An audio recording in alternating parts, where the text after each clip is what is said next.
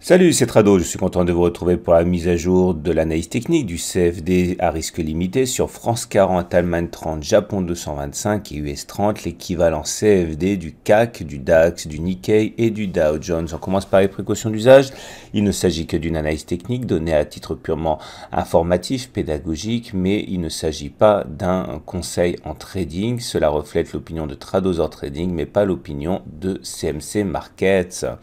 On commence donc par une vue en données mensuelles pour le France 40 et comme on peut le voir, la tendance est toujours clairement haussière. Elle est établie à la hausse parce que nous sommes au-dessus d'un nuage ascendant et nous sommes également soutenus une fois de plus par un moyenne mobile à 20 mois qui a été effectivement l'objet de rachat, comme elle a été l'objet de rachat lors des précédentes fois où les cours sont venus solliciter la moyenne mobile à 20 mois.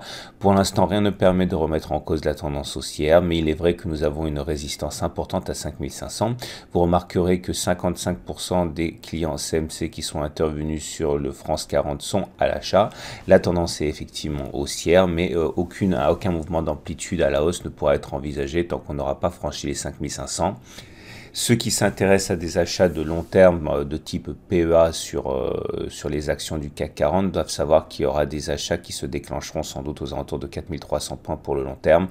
Et ceux effectivement qui envisagent de spéculer à la baisse sur le France 40 sur des données mensuelles, à savoir qu'il y a des mouvements vendeurs qui se déclenchent à chaque fois qu'on se rapproche de 5500. On descend d'unité de temps, on regarde les données hebdomadaires, même conclusion, on retrouve effectivement notre zone de résistance à 5500, zone à partir de laquelle les spéculateurs de moyen terme sur le CAC 40 interviennent.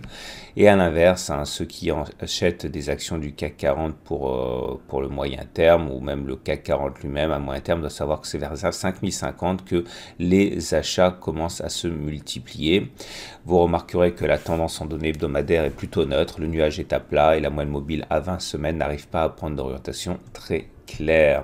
Bref, c'est du yo-yo entre 5050 et 5500. On passe à l'indice phare allemand.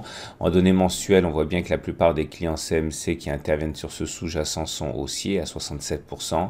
Les cours sont en tendance haussière. Vous voyez, on est au-dessus du nuage. Maintenant, la moyenne mobile à 20 mois est fragilisée. Le mois n'est pas terminé, mais pour l'instant, on est en train de clôturer en dessous, ce qui serait une alerte, puisque vous voyez que les dernières fois que ça s'est produit, c'était ici.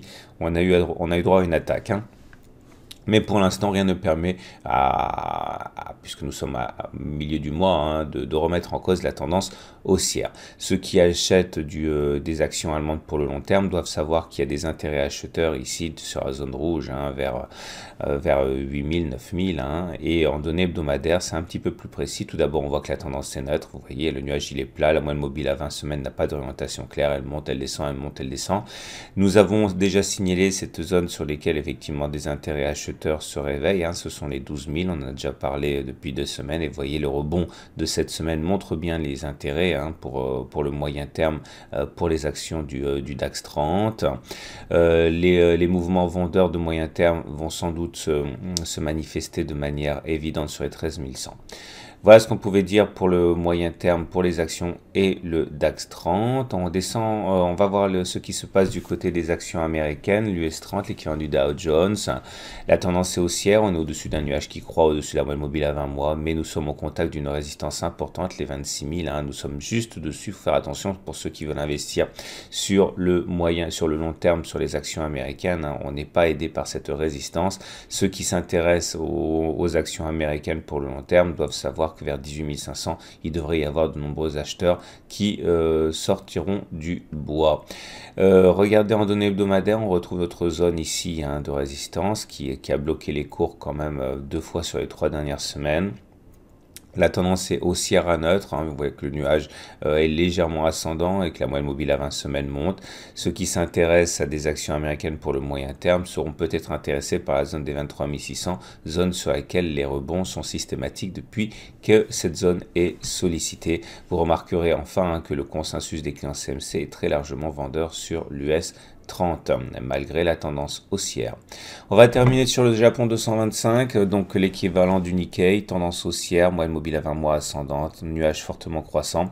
Mais là aussi, nous avons une zone de résistance importante sur laquelle nous sommes. Ceux qui s'intéressent à l'achat d'actions japonaises pour le long terme seront sans doute plus intéressés par la zone ici des 19 000, 20 000, zone à partir de laquelle des achats ont déjà eu lieu. On le voit bien, c'est une zone qui a été privilégiée par les intervenants. On zoome un petit peu. Vous remarquerez ici que la zone des 22 800, 23 000 est bien une zone importante à passer et que tant qu'on n'a pas dépassé, il faut faire attention parce que des tirs de barrage peuvent apparaître à n'importe quel moment. Le sentiment des clients, je l'ai dit, est haussier. Ceux qui veulent acheter des actions japonaises pour le moyen terme seront peut-être davantage intéressés par la zone des 21 000, zone qui permet d'envisager des oscillations plus importantes que juste au contact d'une résistance.